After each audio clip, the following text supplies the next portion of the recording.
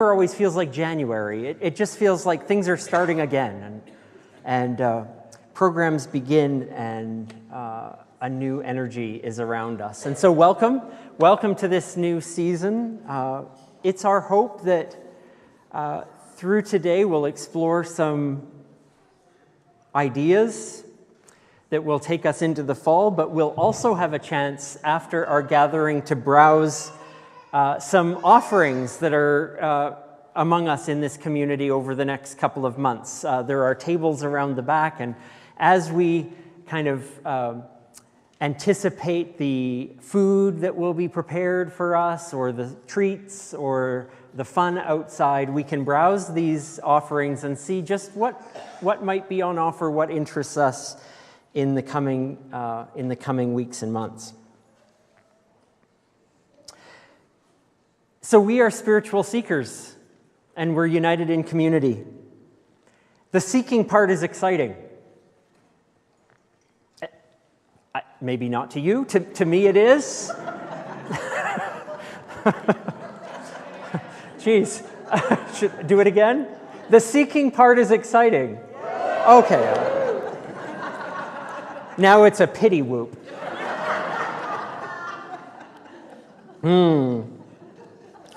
What makes it exciting is that it's not once and done. It's not something like once we've found this place, or once we've found a spiritual connection, or once we've found whatever we're looking for, that it's over. We are seekers because we are all seekers and continually seeking. It's always happening. We're ever evolving. So welcome to community. Welcome to a new season, but welcome to whatever is next, regardless of who we are. We are all seeking something deeper, broader, more expansive, wiser, more connected. We're all in some way on that path together. So welcome to today, welcome to Welcome Fest, welcome to fall. And you're not just welcome. We know this because we affirm it each and every time we gather. We're not just welcome to be who we are and who we're becoming because we belong.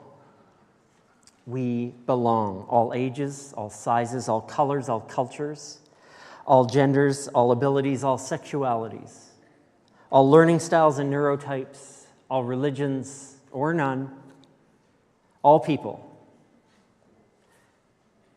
There's a period after that. All people. So welcome to community. It's become a little custom, I don't know, as long as I can remember, to sing this song as our welcome on Welcome Fest at the beginning of our season, because we affirm that we're part of a family. Whether that family is by birth or chosen, we are community, we are family. That's another song. We are part of the family. Let's sing together.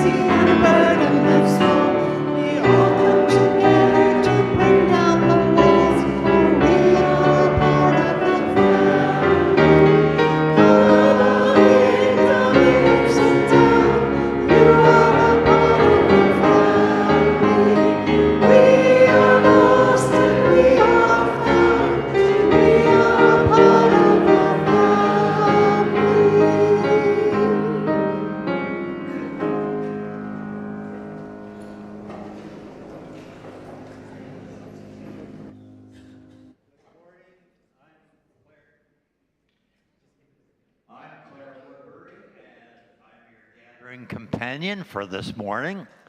So, welcome, and the first thing is to light the community candle. And we do this as a way of symbolizing that we are community here and those in Saskatchewan, along with those online, all around the continent, and for all I know, off the continent, around the world. But we are all one community.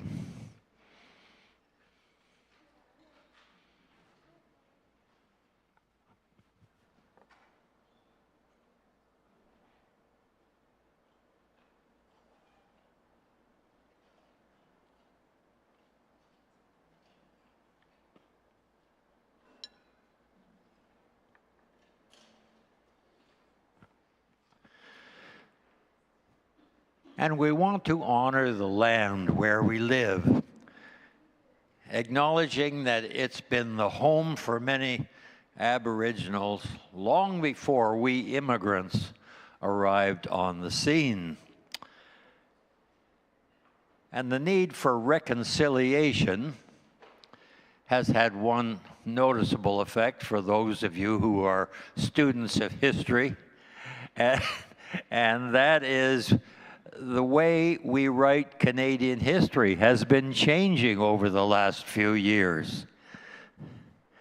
Years ago, dauntless explorers from Europe opened up this continent.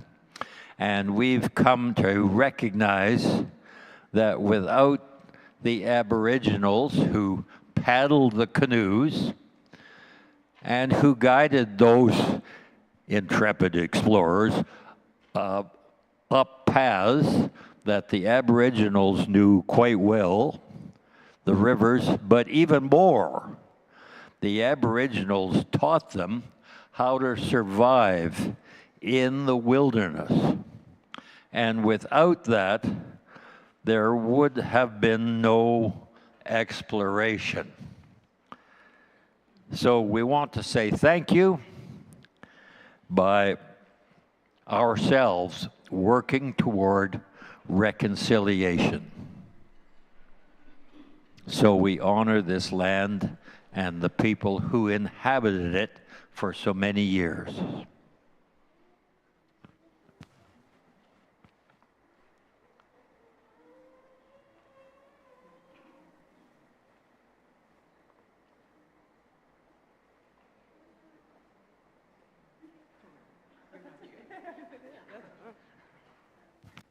Hello, good morning. I've got Jude there. And I'm Fergus or Allison. Great to see you. How are you? Good, good. All right. Good morning. So we run SSUC's nature programming. We do a campfire each season, a themed event here each season, and our best, an out-of-town retreat each season. So, hello to folks online, hello to new folks here and all our old faces. I want to answer this question for you. Why does an expansive spirituality community like this host nature events? Why? I have numbered the reasons why. Number one, in the stories we come from, the ancient Hebrew characters were constantly finding inspiration outside. So we think we can learn from that. It's an aspect of expanding our definition of spirituality, of being expansive spirituality, and being and doing. Number two, it works for people. We're constantly hearing folks feel more connected to their sense of awe and to the sacred outside, and connected to their authentic selves too. Nature is a legitimate way of doing spirituality. Number three, we feel better outdoors. Literally, scientifically, statistically significant, we feel better, more well outdoors. We are animals who evolved with the land, so of course we feel a kinship outside. So, if you wish, let's test it right now. Let's go, okay, we won't go outside, but let's test it right now. Let's see if you feel more connected to yourself and a bit better when you're in nature. So if you wish, I'll guide you through imagining being in nature, and you can just test if it makes you feel a bit better. So notice your body right now, before we go to nature. How's your breathing? How does your chest feel? Is it tight, or can you breathe well? How's your jaw? Do you have a furrowed brow? Just noticing your body. And now, if you wish, you can imagine somewhere in nature that you feel really safe, or that you felt maybe one of your favorite childhood places. A favorite climbing tree, or a favorite view, or your spot by some water. So you can imagine one of your favorite nature places. And then in your imagination, why don't you put that place into the best season? So do you love it there in the winter, where the snow is crackling under your feet as you walk? Do you like it as the birds are returning in the spring, or leaving in the fall with the fall colors? Or is it summer? So imagine that spot at the best time of year. And how about imagining your place in the best time of day? Is it sunset or high noon? And now let's just be here for a few breaths. What does it look like? What does that old favorite haunt smell like? What sort of animals do you see there?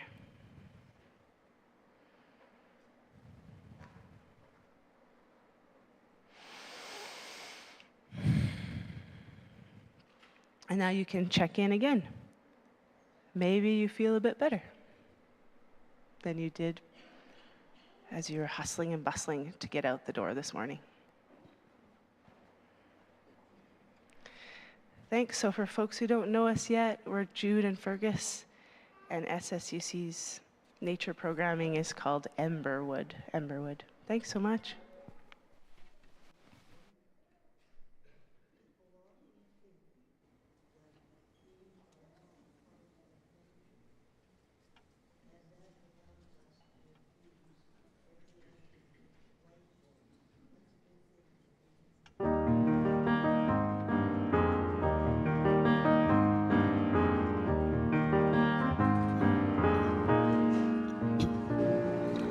This is a place of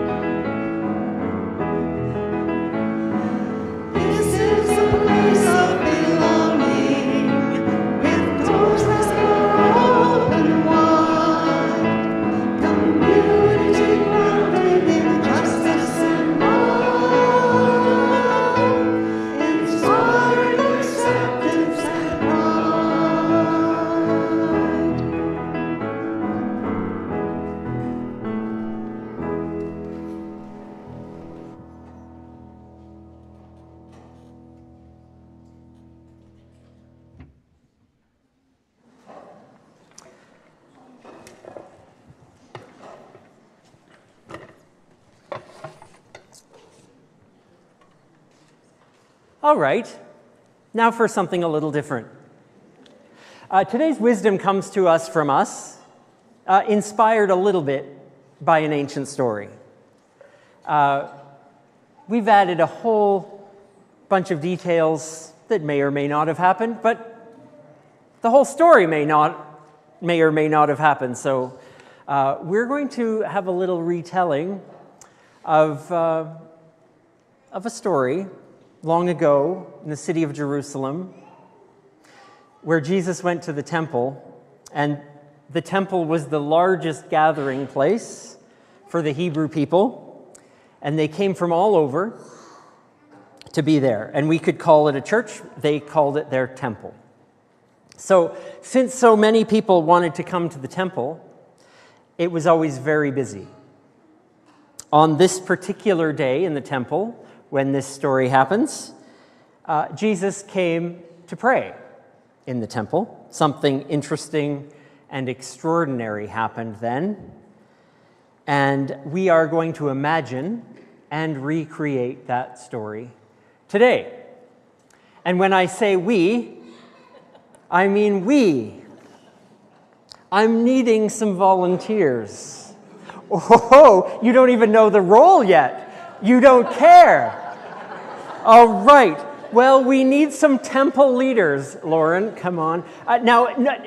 Every role can have more than one player, but you'll see when Lauren puts her temple leader hat on that this is quite a role. Oh, okay. Oh, yes. One of my kids said, a temple leader hat, that's very 70s gay looking. And I said, well, have you met this church? Okay, temple leader, I have a little job description for you. Okay.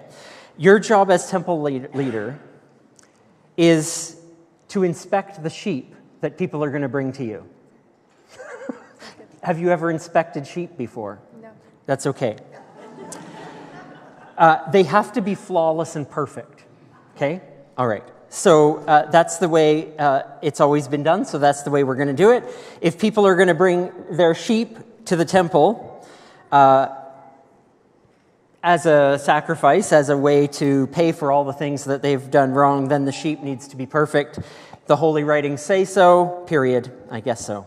So you'll stand right here. Actually, you'll stand right here and look over the sheep that people bring. Thank you. Perfect. We need some people to look after the sheep. Not the sheep, but we need some people to look after the sheep. Anyone? Anyone. Sheep wranglers. Here comes a sheep wrangler. Okay, thank you. Chell, excellent. This is perfect. You may... I mean, it's the color of a sheep, right? So there we go. Any other sheep wranglers, or is this the sheep wrangler? Another one? Okay, sure, of course. I don't know. If you've herded sheep before, it might take more than one person. There, you look great. Okay, sheep wranglers, that's it. You're in the perfect spot. Okay, you're not only wrangling sheep, but if someone comes and they don't have one, could you sell them a sheep? Thank you. Yes. Now, your job is to look after the few really perfect sheep. There might be some that don't have any. There might be some that come with imperfect sheep. Well, the temple leader will tell us that.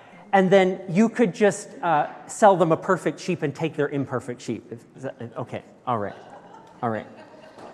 Excellent. Speaking of sheep. No way. Oh, come on, this is a fun job. I need some sheep. There's no political statement about this whatsoever. Oh, this is excellent. Okay, it's a little bit, oh, nice. A little bit fuzzy, that's good. I had to raid the Christmas stores for the sheep costumes. Excellent. Okay, sheep. Now, thank you for being a sheep. Excellent. Now, sheep herders, could you just maybe move them out of center stage? Thank you. Excellent. This is lovely. There's just one more role. We need someone to look after the money. We need someone to look after money. Who will look after the money? Could be a couple people. Oh, this is great. Okay. I've got some lovely hats for you. Thank you. And your place is right here by the money table. All right. This is excellent. Your job. People are going to come to the temple, and they're going to have ordinary, everyday money. That's no good. Okay? They're going to have like ordinary money like this, but they need special temple money. Okay? So your job is, well, you know, in the temple, they don't like pictures of kings and queens on their money. No good. So instead, we'll give them temple money that has a picture of a loonie on it. I couldn't do anything about that. Okay, so part of the tradition is that this is good money for the temple. It's nice and clean and pure. So you'll have to exchange their money for temple money. You got it? Okay, perfect. Are we ready now? I think we're ready for this story, except we need one or two temple visitors.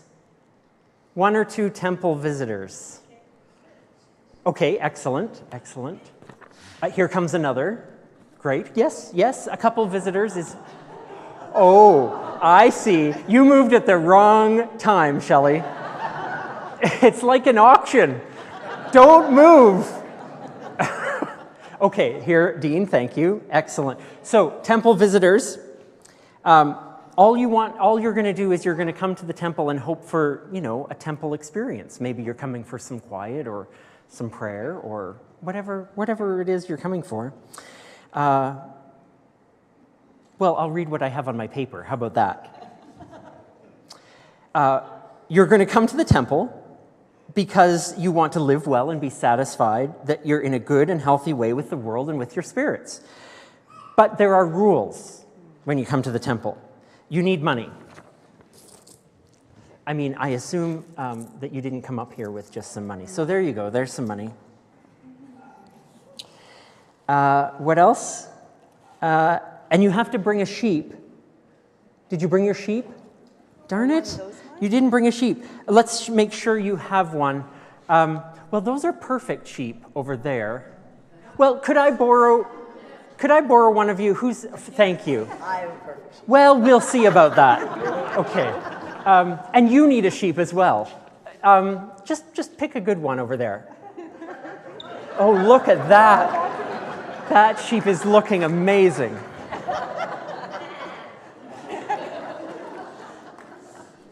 Okay, so let's get you to the temple. Here we are. The first thing that happens when the visitors come to the temple is they'll want to get their sheep inspected. Does anyone remember who inspects the sheep? The temple leader. Okay, excellent. Come over here. Let's bring your sheep. That's great. Amazing. Now, the temple leader looks at the sheep's wool, looks at the sheep's ears, looks at the sheep's... Well, let's just stick with the ears and the wool. What do you see, temple leader? I'm sure you see some mites in their ears, maybe a little, maybe just a scar or two on their bodies. Yeah, maybe so. You know, I don't see it, but you have the eye. I do. Yes. You can see things that others can't, and you seem to always find something wrong with the sheep. I've worked with you before, I know it. Now, I'm not sure, but what happens when sheep don't pass this test? Do we remember what happens? There are some sheep wranglers right over here. So the temple leader is going to send you over to the sheep sellers there, and they will fix you up with a perfect sheep. These are just one perfects in the perfect sheep category. Yes, I think you're going to need to. So off they go to the sheep sellers. Now, you have to buy this perfect sheep. Do you have any money? Temple visitors, Do you have money for the sheep sellers? Sheep sellers, is this temple money? Is this good for you?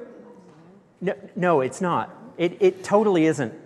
So these poor temple visitors now, they have to buy their sheep, but they have the wrong kind of money. So you're going to have to come to the money changers over here. Now, I wonder, they need money for sheep, but I wonder what you're going to, how many coins did they give you? Yeah, let's count them.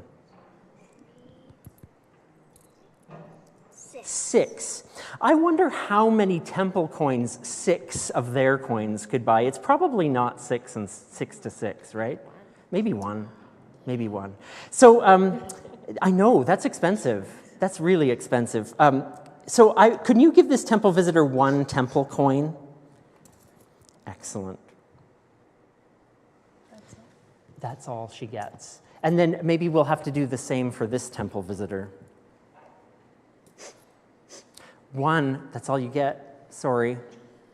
All right, off to the sheep sellers. Just wait one moment, because I don't know if you know this, but every time you make a little exchange, you run a few of those over to the temple leader.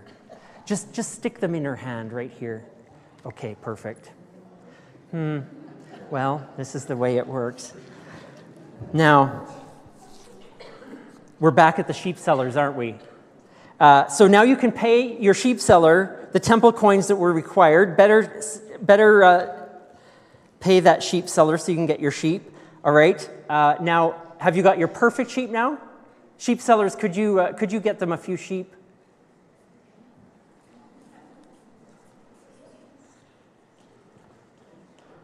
Oh, perfect. Okay, great.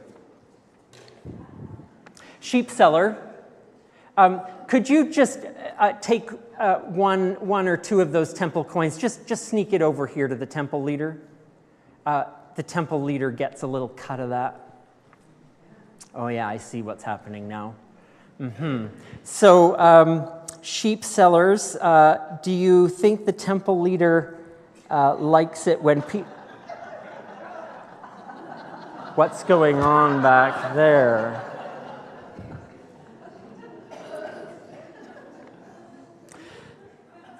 Right, it's all kind of on the down low, isn't it? What do we think about what do we think about how the temple visitors feel about having to exchange their money they worked so hard for just a measly few temple coins to buy a sheep that they already had, and now they are going to bring their sheep to the temple leader? I'm not sure how they feel about this. Are you feeling pretty good? Yes, exactly. Exactly. Now, I noticed something, I don't know if you did back here, but the sheep that were rejected by the temple leader, did you notice that they just went in the same pen as the perfect sheep? Oh, I see. So, I see. Well, transactions happen, whether it's legit or not, I guess.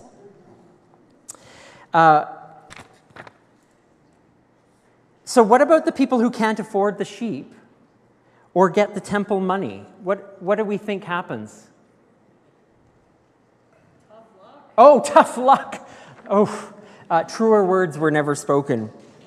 It seems like the people working in the temple think that if they want to take part in the celebration, in the temple activities, they'll find their money somewhere.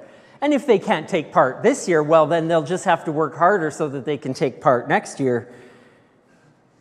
Does that seem fair? It does not. And if people want to be faithful and do what they feel is expected, then do they have a choice? If they want to come to the temple, do they have a choice? Maybe they do, maybe they don't. They seem trapped in an unfair way of doing things that makes them poorer and the temple richer. It was really hard for the ordinary people to say anything. In fact, temple leader, you got some extra things in your pocket all along here, and I think maybe the money changers got a little something because they have some coins on their table. It's great for the sheep economy. The sheep economy is strong. Now, into this room walks someone that needed to say something about this, who felt the need to say something. So one day into the temple, a man named Jesus came in to see all of this, and he did something quite dramatic. Is there a volunteer who would like to do something quite dramatic?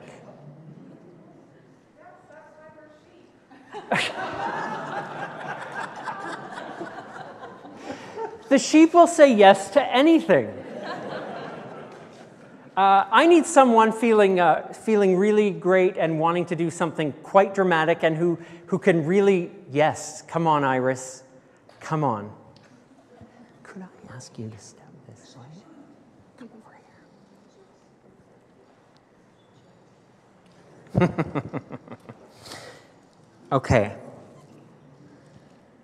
Is there anyone who wants to help Iris? Okay, come on. Allison, come. What's going on here? This is the fun part.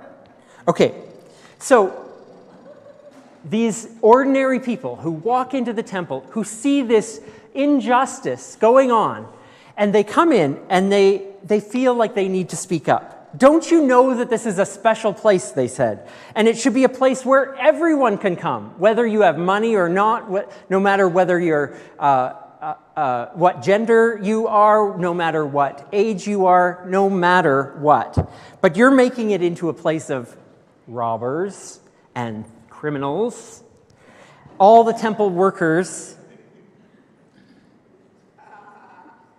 and sheep were just going about their business, but then in comes these people, and they come and they say, "We've had enough. Come forward. Come forward. You're going to lift the side of the table and just, come on, turn it over. Yes, all the way, all the way, all the way, all the way." Nice. Thank you, temple visitors. All the temple workers were scrambling. Exactly. They scrambled to find their money and to pick it up because they were so alarmed. And they weren't happy. But you know what? Bullies and people who are doing not so great things are often not very happy when people stand up to them. Who is happy are usually the people who have been hurt, people who were taken advantage of. They know that they aren't alone. And so when these two people came in and called what they saw honestly, and they turned it over and they said, "Enough," finally, temple visitors like these two felt like they weren't alone. And that makes all the difference in the world. The sheep stock market is in shambles. It is. And those calling for an end of injustice says, who cares? Standing up for what's right is hard, but it is easier when we do it together. So everyone, this is a telling of a first century Christian community told in our own way, and we respond, may we find wisdom for our living. And how about a round of applause for all our temple folks.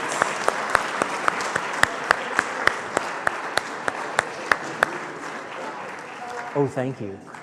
Excellent.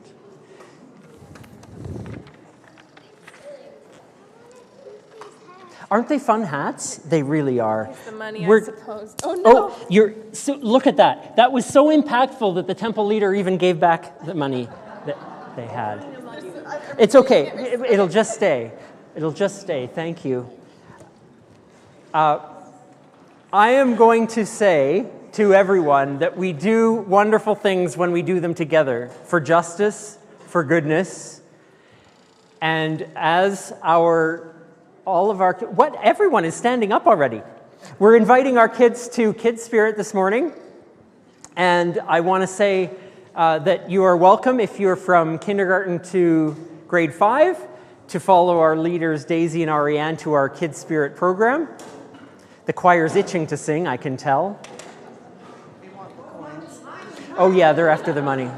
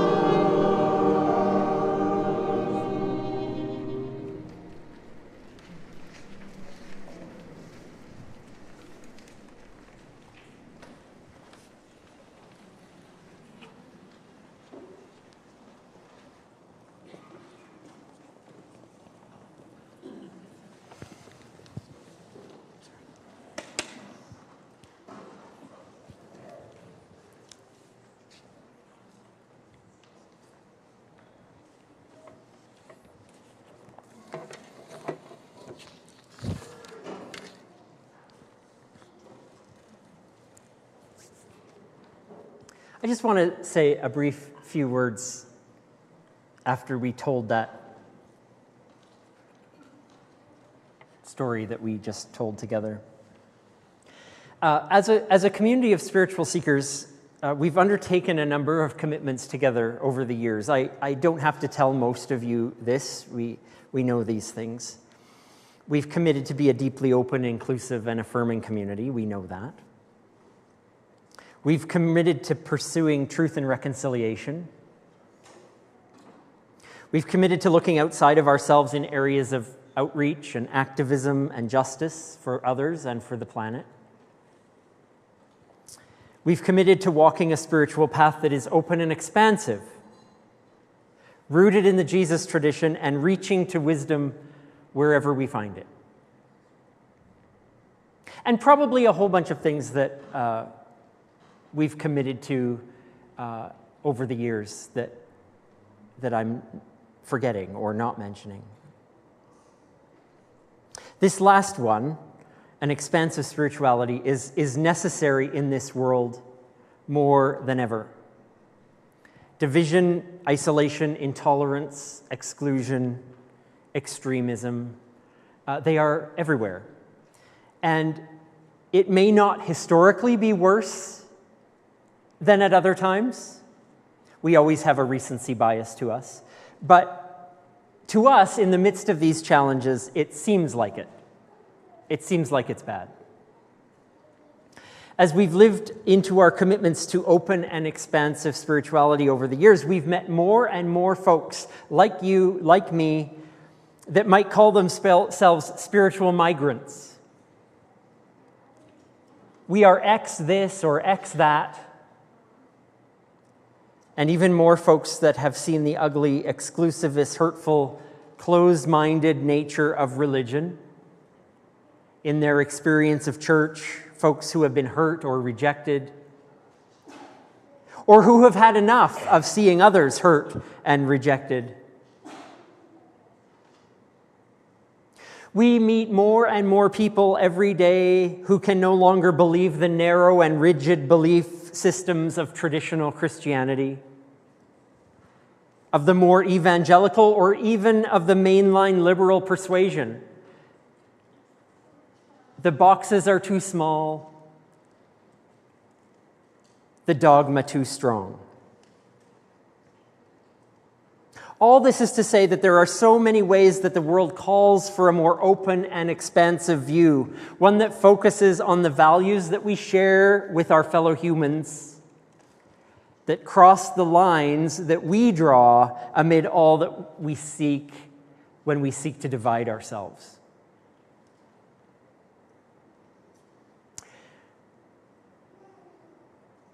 So then into that world and into this community of those who seek a more expansive, better way, Jesus came so long ago with that very same message. A radically inclusive leader who was bold enough at the time to say enough. Enough rules that isolate and exclude. Enough of the rites and rituals that bully and exploit. The spiritual life is for everyone. Access to the richness of blessing, of inclusion, of sacredness, of love is open for all.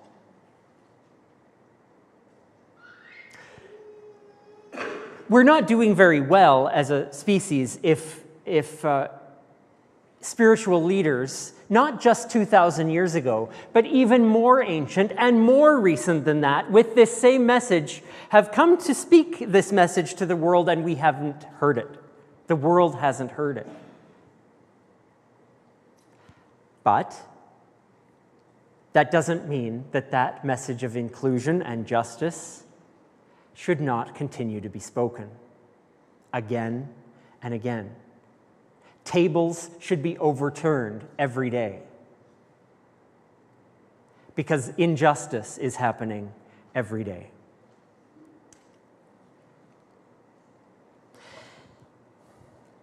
My invitation, come back over the next couple of weeks.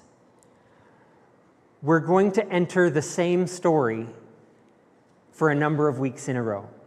We won't always tell it like this.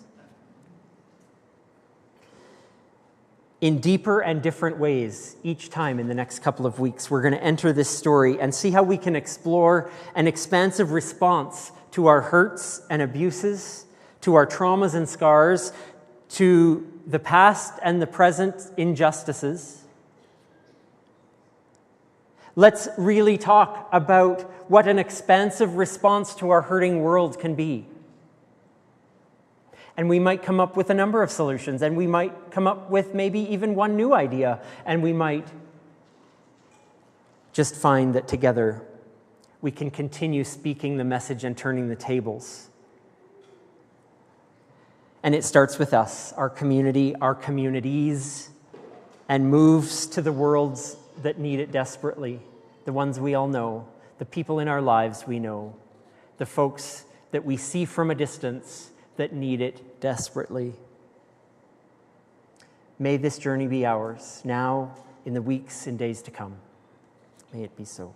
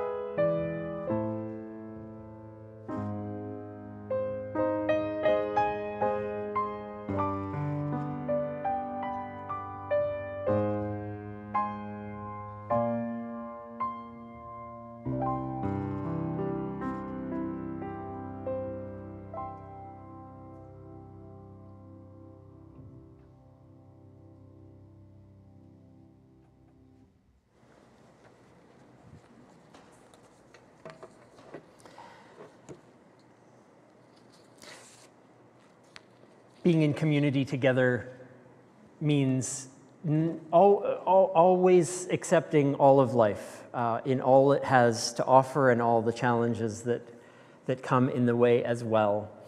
So we don't just celebrate a new season today, we also recognize those times where grief hits our community and those within it. And so today we'll take a moment to honor the life of Jim Seal.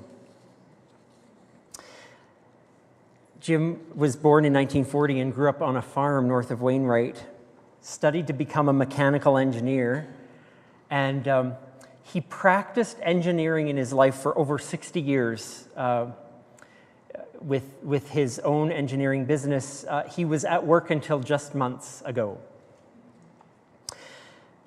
Jim was a pilot along with his wife Pat, and they flew both separately and together since starting in the 1980s. A loving husband, a father, a grandfather. We remember Jim as that strong, quiet presence among us in the Southminster Steinhauer community. And Jim died in the season that he was born in September. He died just last Sunday, just short of his 84th birthday. Pat and the extended Seal family invite you to join in celebrating Jim's life on Friday, September 27th, right here at 2 p.m. and live on our website as well. So with honoring this life that can't possibly be encapsulated in a minute or two, we will rejoin together on the 27th to celebrate and honor his life fully and with his family and friends. In tribute to Jim, and as is our custom, let's sing a song in honor of Jim Seal today.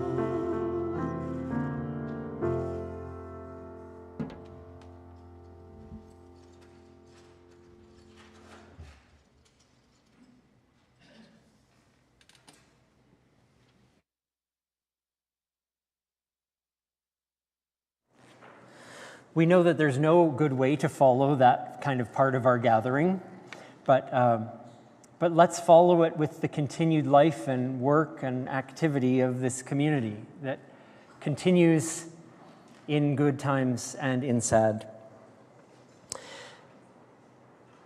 I want to invite all of us present here to stay afterward, to connect as community, to take a look at some of the sheets that are around on the tables at the outside of the room for those things that are coming up, as well as on the foyer table, and to make our way outside for food and fun and however we want to connect today.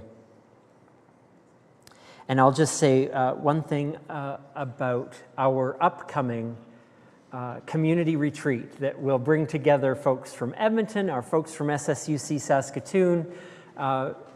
If we don't know each other, this is a good way to get to know one another a little bit better, and it's a good way to explore some spiritual practices and some deeper spiritual conversations with folks as well. This is happening from Friday, October 4th to Sunday, October the 6th, and you are welcome.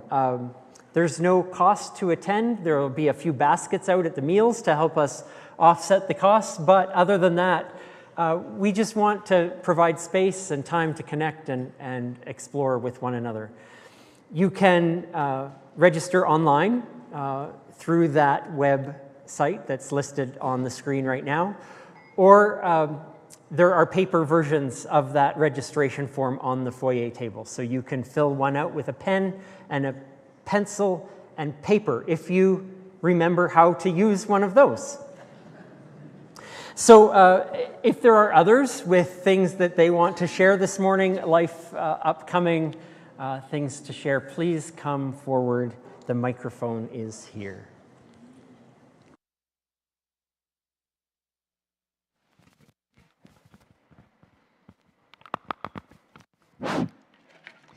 Good morning. I'm Peter Blackall, a member of the SSUC Property Maintenance Team. This morning, I want to pass along some special thank yous. First, I want to recognize those of you who have taken the time to thank Bruce, our custodian, for the good work he does. He has really appreciated your remarks and your encouragement. It's amazing how a simple thank you goes a long way. Secondly, I want to recognize Art Hildebrand. Art's a real Mr. Fix-It, especially when it comes to electrical stuff. Few of you hear about Art's achievements, but the list is very long. Recently, he fixed the stove in the kitchen. Art is instrumental in keeping this place running, and I want to thank you, Art.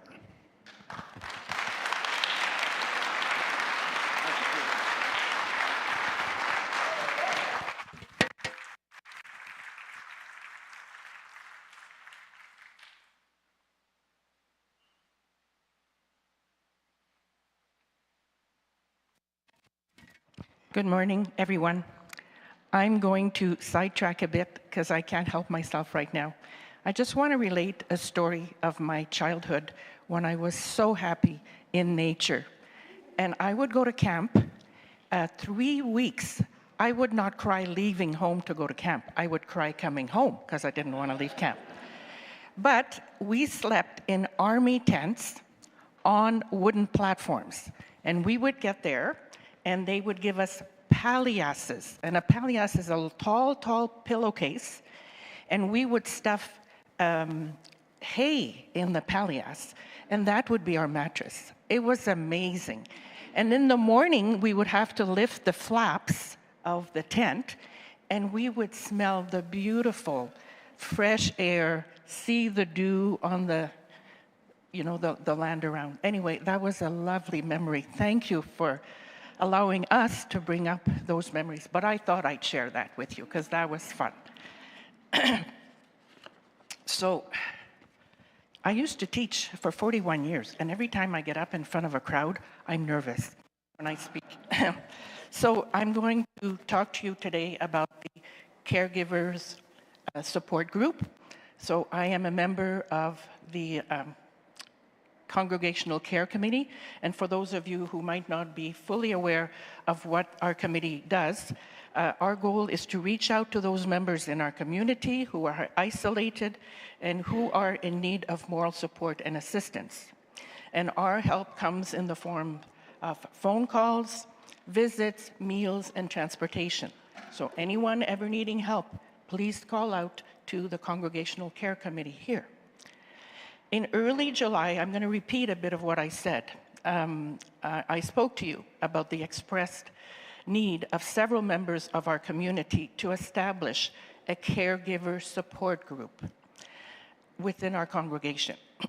Given that the topic of caregivers is little known and even less spoken of, I think it's worth repeating what I shared with you in July. You may be wondering, who here at SSUC qualifies as a caregiver? The answer is very simple. Anyone and everyone, regardless of age or healthcare training of some sort or none, who's caring for a loved one, be that a person, a spouse, a child, a parent, a sibling, a friend, a neighbor, and whether the care provided is full-time, part-time, or only occasionally. As a case in point, did you know, listen to this, that in Alberta, there are over 1 million caregivers. That represents 25% of our population. That means that 1 in 4 of us here, is a caregiver. They are the foundation of community care, and they provide an average of 70% of the care outside healthcare and assisted living residences. And when loved ones end up transitioning to supportive living or continuing care to get more support, caregivers still provide 35% or more of the care they receive. How many of you have loved ones in an institution of some kind and you're going there on a regular basis, if not every day, to provide whatever it is that they aren't provided with, that they're not provided with, yes, with the staff that's there. So caregiving can look different for each caregiver. You can be supporting a loved one by providing around-the-clock in-home care, providing personal care and administering medication, taking a loved one to appointments, purchasing groceries and making meals, helping with household chores and maintenance, navigating the healthcare system, being a source of emotional support and companionship.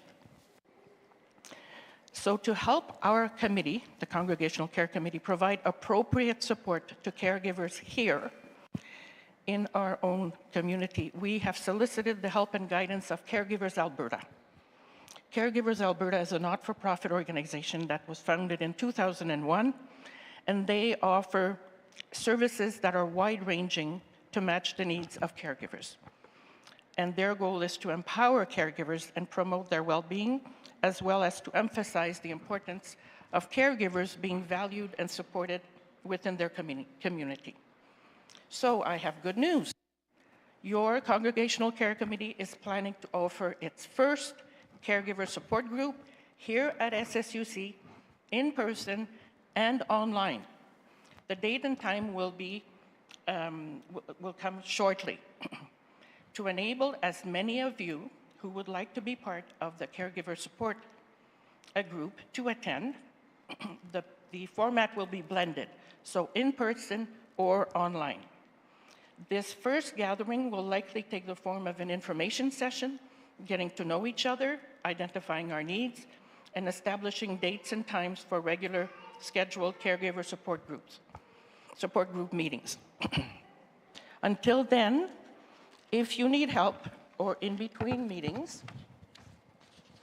I invite you to go to their Caregivers Alberta website, and they offer online support groups throughout the week at various times. They also have, if you need help navigating the system, if you need help advocating, if you're not pleased about something and would like our government representatives to know so that they can do something, call Caregivers Alberta, get in touch with their caregiver coach, and they will work with you one-on-one and help you get to where you need to go. Also, Caregivers Alberta offers a program for caregivers called Compass for Caregivers, and that helps you balance your own well-being with the challenges of caregiving. And the program is offered online with a group or self-paced. And anyone who wants to know more about Caregivers Alberta, please go on their website. So lastly, and very importantly, anybody who is interested in being part or attending our own caregiver support group, please contact the church office and give your name, your full name, your phone number, and your email. Or you can let any one of the members of our group know. So myself, Maureen Andre, Paula Elliott, Bernie Harden, Tanis Ecker, Donna Hodgkins, Trudy Smith, Jacqueline Schweitzer, and also Pat Seal. Here at SSUC, we are such an incredible, caring, supportive, helping, sharing, and loving community. Imagine a caregiver group composed of members of our own community. We know each other, we understand each other, It will provide you with a safe and intimate opportunity for you to share your feelings and emotions, to speak frankly, to be heard, to be understood without judgment, to receive support, compassion, and love, and last but not least, to laugh your heart out and mixed with a few tears. And remember that it's in supporting each other that we can transform the impossible into the possible. So please don't hesitate.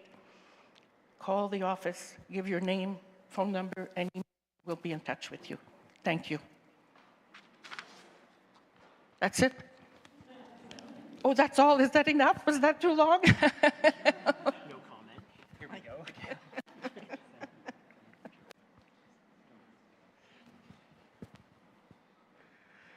Hi, I'm Gail Simonson.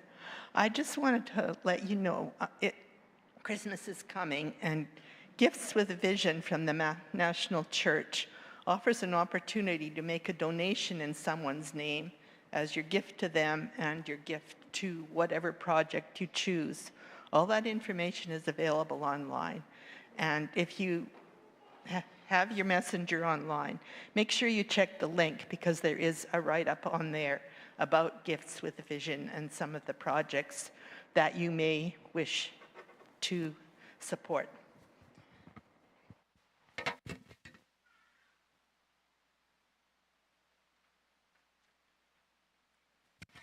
Some good news.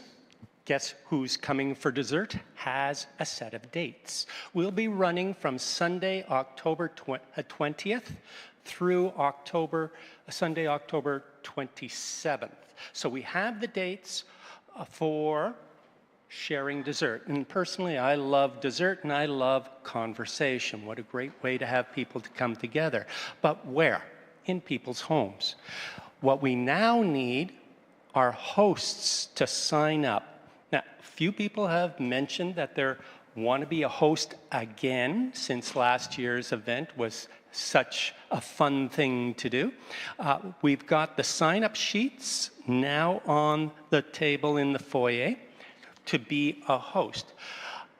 What happens with a host? Well, that's very simple. They share their house, a few chairs, sit down, eat dessert. Who makes the dessert? Well, it can be store-bought, I suppose, but it can also be homemade. I'll be a host, and I'll be baking various things as well, including scones. And then, so once we have the hosts, we will then open it up for people to sign up. What we don't do is tell you who's coming. That's the fun part. Eventually, we tell you where you're going. So, if you're interested in hosting a few people, usually between 4 and 6, sometimes it's been as few as 2, great. Sign up out there on the foyer, or come over to Bill, hi, or myself, and say, I don't have a pen. Do you have a pen? And we'll write down your name and your contact number, and then we'll get in touch with you to find when and where you would be hosting. We also would like 2 more committee members. It's a short term, really fun. Yes, I'm looking over here. It's short term, fun, a few meetings, a couple of phone calls, and then a meeting afterwards to find out how things went. If you're interested, sign up. There's a committee form out there as well if you're shy, or just talk to Bill or myself, and we'll bring you in on the project. Thank you. And now you get to celebrate. So we do have a date. Yamona is going to be here, arriving on the 20th. That's this Friday. And so we have a date. We know when. Anyone who would like to be part of welcoming Yamona, please come into the library. We're going to do a 10-15-minute meeting right now before you guys go out to eat or sign anything else. So anybody who's interested and the team that's already set up, we welcome you into the library just for a few minutes. Second good news is the cousins from Uganda. 2 young men are arriving, we hope this week. We haven't got final date or time for them, but supposedly this week. And then their cousin is coming in October. So we have extremely exciting news, and we should all be celebrating because this is an achievement.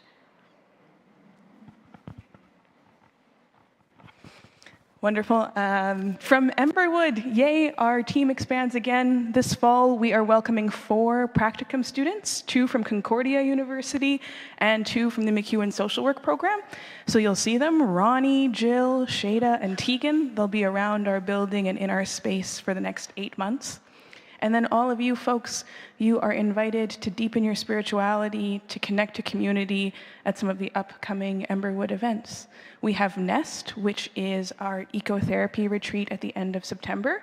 We'll have 1 day of being in community, so the whole Saturday, we'll spend practicing our ecotherapy skills, practicing our mindfulness, practicing connecting to nature, and then you'll have your 24-hour solo. And then we'll end that with a big community meal that we cook for you. You don't have to cook the whole weekend. You can trust us. You can trust our new teammates to support you in that. If you've got questions, you're curious, you think September, the end of September is right away. How do I do it? Come chat with us and we'll support you if you feel called to this particular way of exploring expansive spirituality. Then for queer and trans folks and our allies, we have our Queer and Trans Full Moon, October 17th. You can be any age. Your 18th birthday can be on October 17th, and you are welcome. Your 101st birthday can be on October 17th, and you are welcome. We'd love to see you at that opportunity for connection and mindfulness and grounding.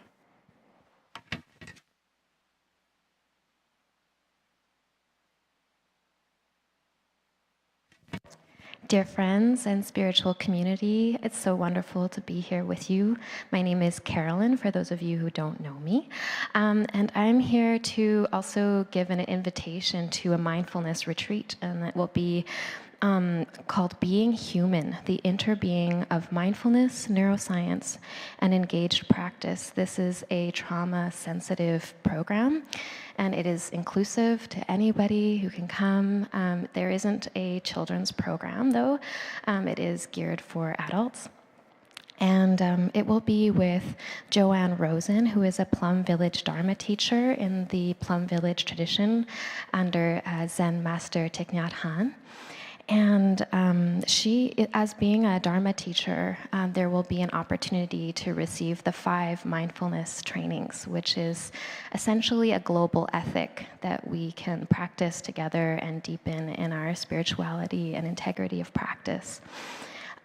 This will be held at the Pine Lake Christian Camp. It's in Red Deer County from October 11th to October 14th. So if you'd like more information, feel free to come and talk to me.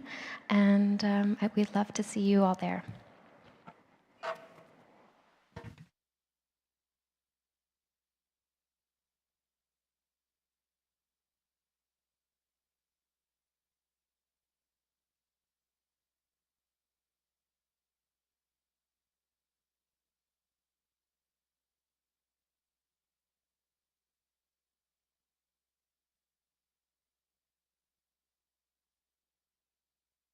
No shortage of things to engage us this fall. I'd like to invite you to join our prayer of intentions, strengthening our tensions. It's based on the prayer of Jesus. We embrace the sacredness of all life as we work toward the vision of the world as it could be. We seek an awareness of the very moment, ensuring that we and our neighbors have enough for today. We pray that we might let go of all that clings as guilt and embrace relationships of trust offering and receiving forgiveness as a way to freedom. May we live examined lives, inspired to find meaning and purpose in our living, working to transform every challenge into an opportunity to grow and thrive. May it be so.